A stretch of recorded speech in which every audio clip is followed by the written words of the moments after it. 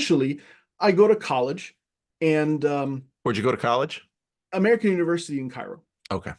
after high school.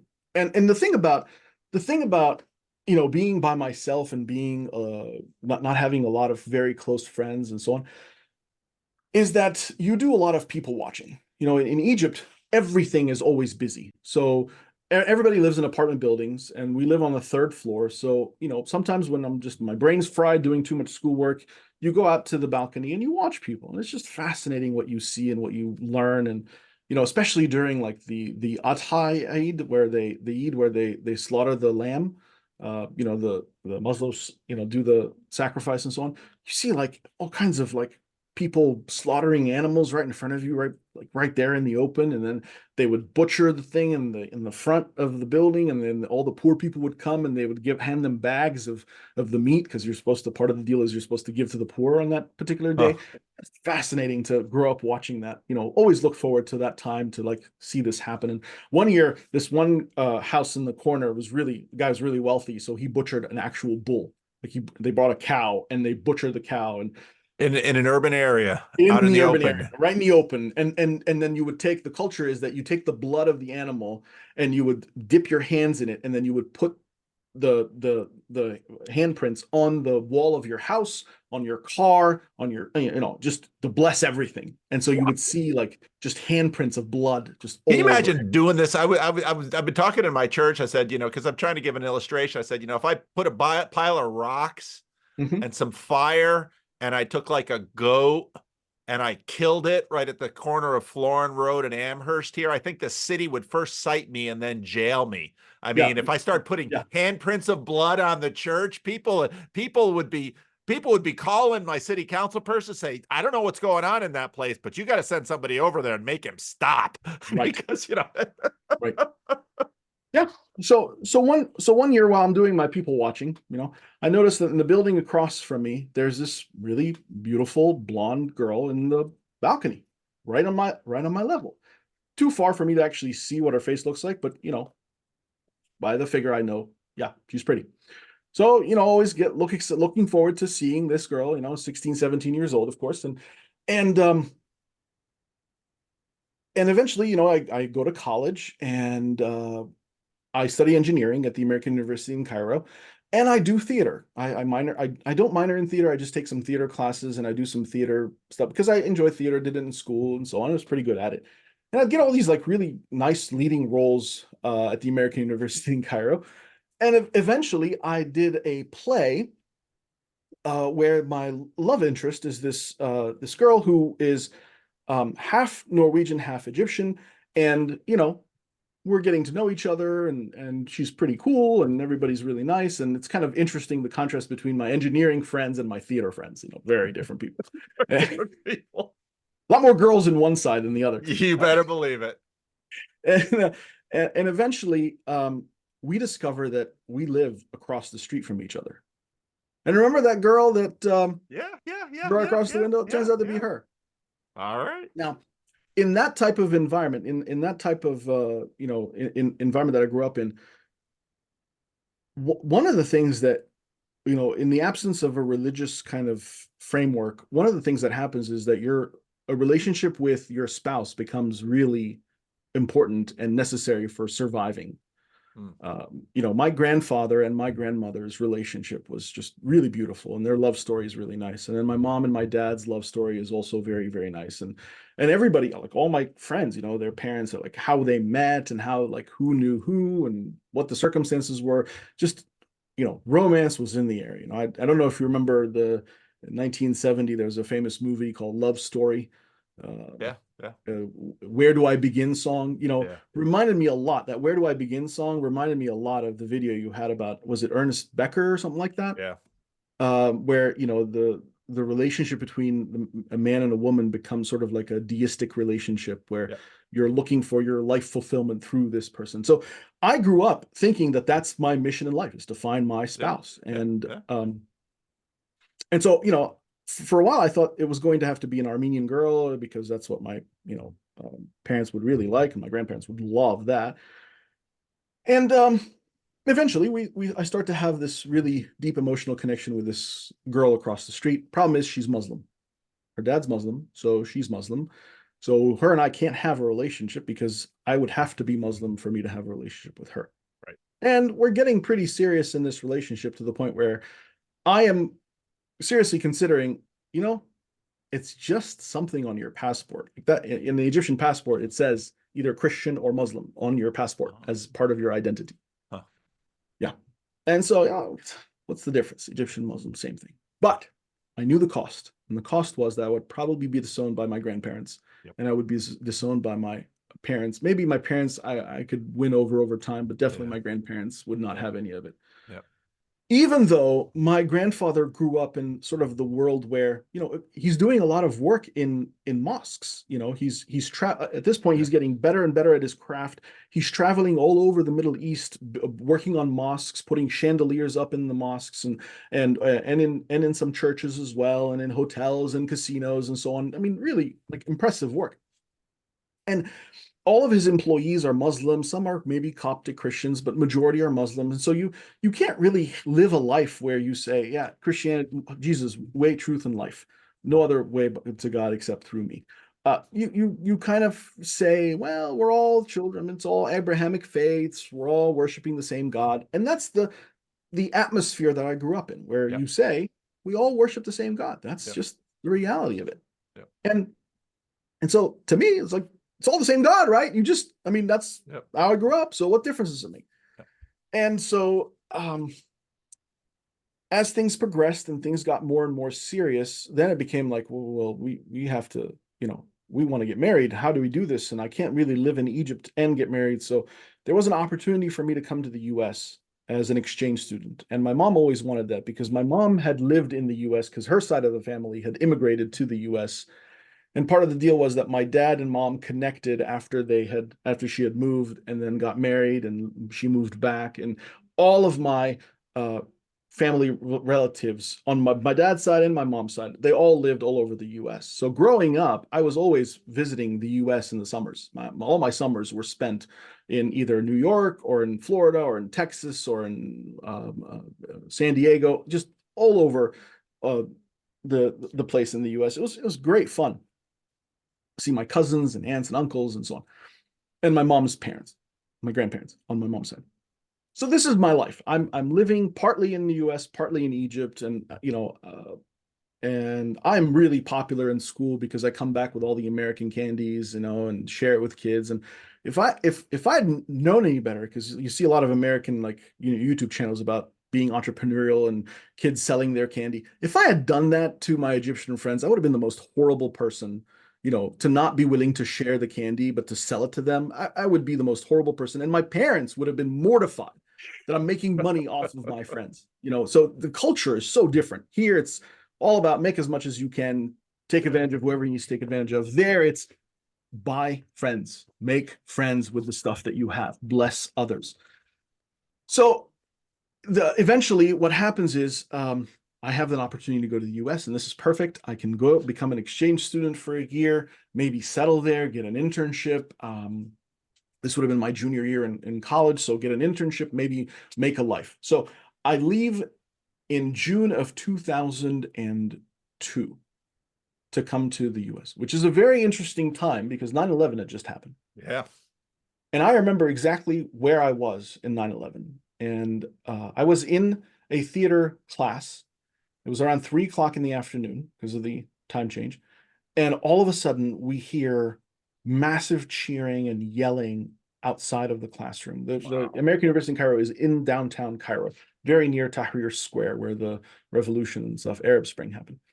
So I'm hearing all these cheers, all Allahu Akbar, what's going on? And of course the theater teacher was an American woman, and somebody came in to grab her and let her know what happened. And it's very emotional, of course, for her. And we are terrified. I mean, we're all, considered to we're not necessarily, a lot of my classmates were Egyptians, Arabs, just but we're considered, Western to the average, of course, because you're going to the American University in Cairo. And so, part of for a split second, we were like, are we in danger? Is this a revolution happening? What's going on? And I called my dad and I'm like, Dad, do I need to figure out how to come home as quickly as possible? Are you going to go home as quickly as possible? And my brain is starting to think, how do I Yeah, try yeah, to go from downtown Cairo to my house without having to depend on main roads and to kind of be incognito more? And he right. goes, "Oh, your son, you'll be fine. Don't worry about it. Everything's fine. It's okay. It's not fun what happened. It's not good what happened. It's pretty terrible. We feel terrible, but I think we're safe." Okay, good.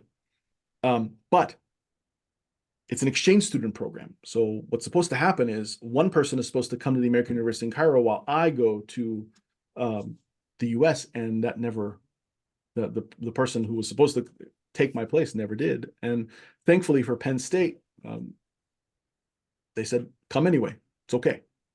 So that was wonderful. So I come to the US and I stay in New York with my aunt and uncle, my mom's aunt and uncle, in from June to about August until school starts. And the thing about New York, and the reason I came early is because I'm trying to get my citizenship because I have a green card because my mom is an American, but I can't really become an American. Rule changes that I have to go through a naturalization process. Eventually, what happens is, again, I'm in a very serious relationship with this girl. I would like to become Muslim. I need to learn something about Islam. I mean, I can't just be like, whatever, I'll sign whatever. So I got to learn stuff, and I buy these books, and I go to in Jamaica, New York, which is right next to Queens. There's a Yep, very big Islamic area. I don't know yep. if you've been there, but like, it feels like a little Cairo. It's crazy.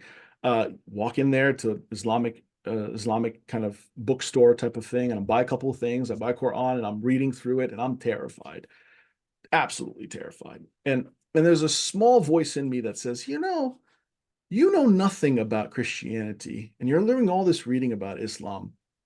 Maybe just to be fair, you ought to just learn a little bit about Christianity.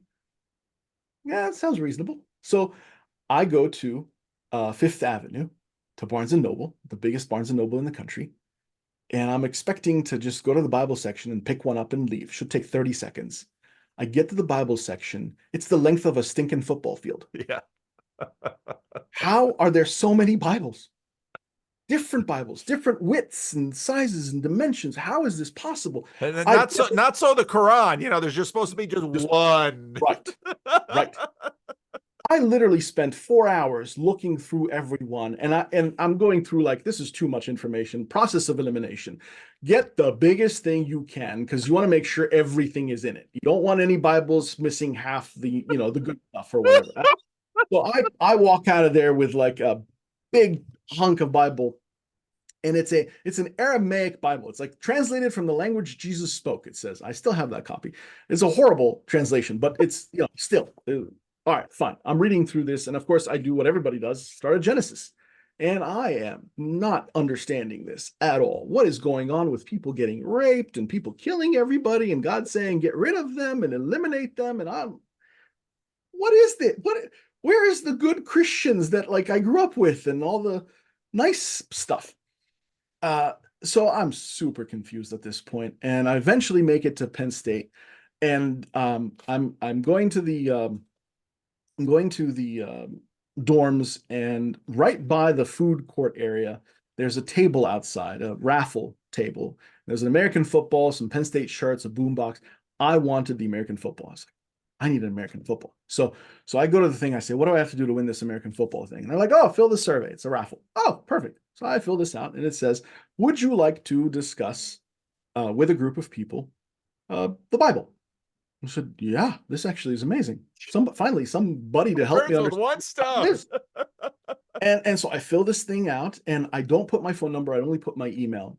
And a few days later, I get an email that says, unfortunately, you did not win anything.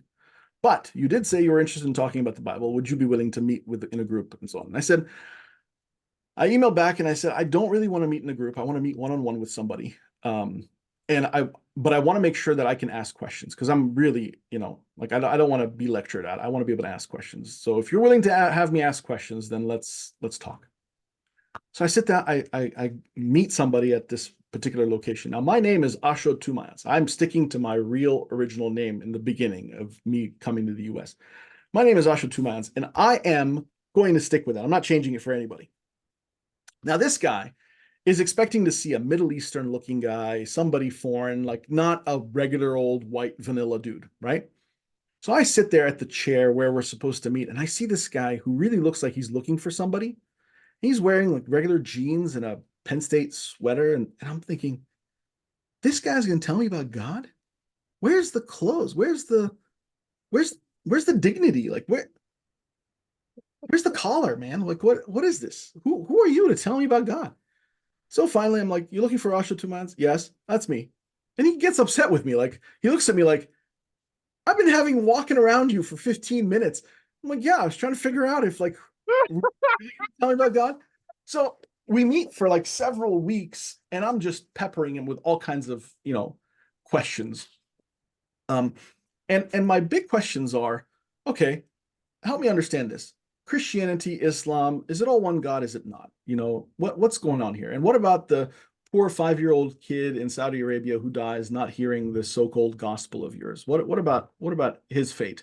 What's going on with this whole um, uh, what's going on with this whole like American Christianity versus you know Armenian Christianity? I mean, is there going to be like different sections of countries in in heaven? Because it's like the Armenian Church. We're part of the Armenian Church, and I'm like, this doesn't make any sense. Like we're just gonna have like an Armenian quarter in heaven. Is that what it is, or is so? I have all these weird questions, and he very patiently goes through and tries to answer them. Meanwhile, I'm still reading about Islam. I'm trying to understand it. I'm, talking with my girlfriend on a daily basis, and things are going great until about October. I get the phone call where she says, maybe this thing isn't going to work out anymore. I was changing my whole life for you, willing to like heaven and earth like get disowned by my own family, changing my religion, and you just think, we're good. This is crazy. This is insanity. And it wasn't like I was ignoring her or I was like posting pictures with there was nothing to post back then. Facebook hadn't been invented till 04. But there was nothing like I'm not responding to her or anything like that. Very attentive, very loving, very kind. But just, we're good. We're done. So that really threw me for a tizzy for a while. For a whole month, I'm like, I'm just confused. I'm so confused. Here I am, just absolutely willing to give my life, just literally give my life to this person, you know. Um, and she was just willing to just say, Nah. no, thanks. So it's just bizarre, just absolutely bizarre. So confused. Um, and I think it was during that time where eventually Dave Hatfield, the guy who was reaching out to me, he was the campus pastor of a particular church group.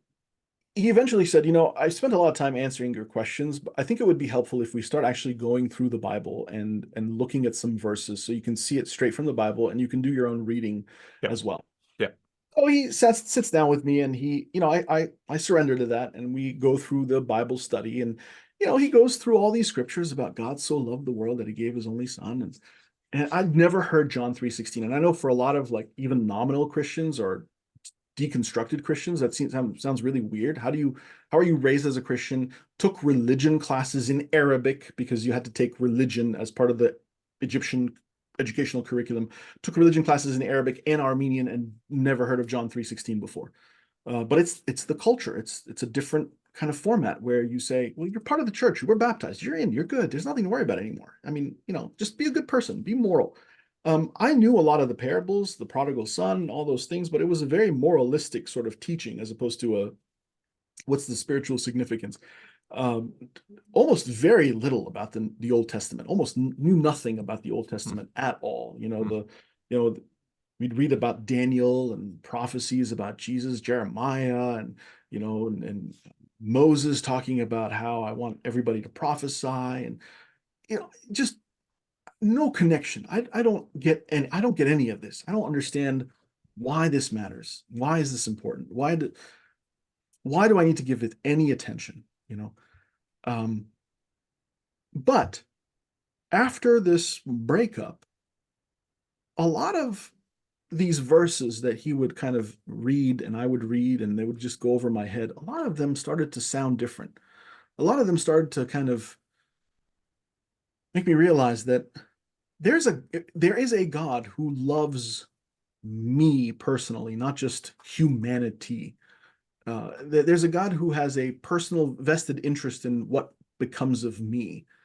And I thought that's interesting. And it finally clicked one day that this adoration, this love that I had for this person was the kind of adoration and love that no human could hold, that she couldn't handle it. And it wasn't because there was anything wrong with that person. It's just that a human is not meant to hold this devotion, this level of self-sacrifice and this absolute, I mean, let's be honest. I leave Egypt, I come to the US. I'm in a university in the US.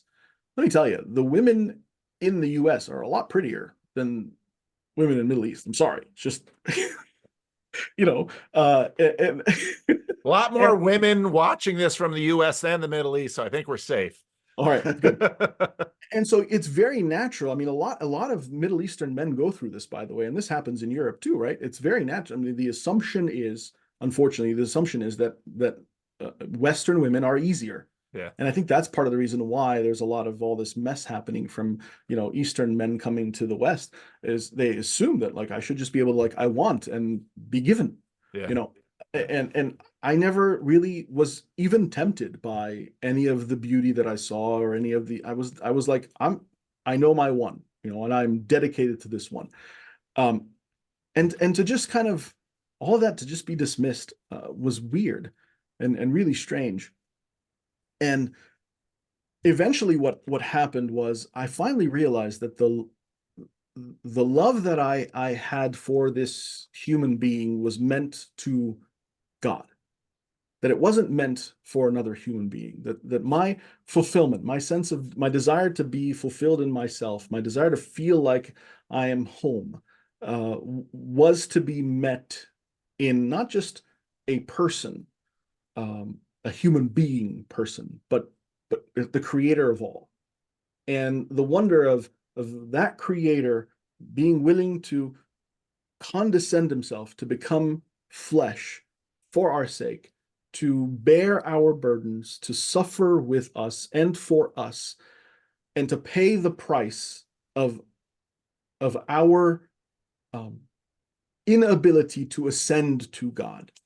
And I always, when I was in high school, I had this sense of like, there has to be a God. I mean, I read Descartes and I read some philosophy stuff with Plato and so on. And I had this sense early on that there has to be a God. But the problem was like which God and who God and what God and how God. And it just felt impossible to try to climb up to this God. And I remember having these really simple, innocent prayers of like, God, if there's a God, if you're real, I'd like to kind of know who exactly. And especially while I'm going through this whole Islam, Christianity, and so on, I'm like, am I doing the right thing? Am I, there's this slight doubt in me of like, yeah, I'm willing to do this, but is this the right thing to do? Right in its own sake, not just right for my well-being or what have you. Right. Right. And eventually I decided, you know what? I think I need to give my life to God. And I don't say that in an evangelistic kind of like come to the altar sense. I've never been to a church, by the way. Never been to an American church at this point. This is only strictly through meeting with the one guy and reading the Bible and having this event happen. And an event I need to give my life. I need to live life dedicated to this being and to worship him above all else and to hold him as the highest thing that I can serve in my life. And that from that, he is worthy. And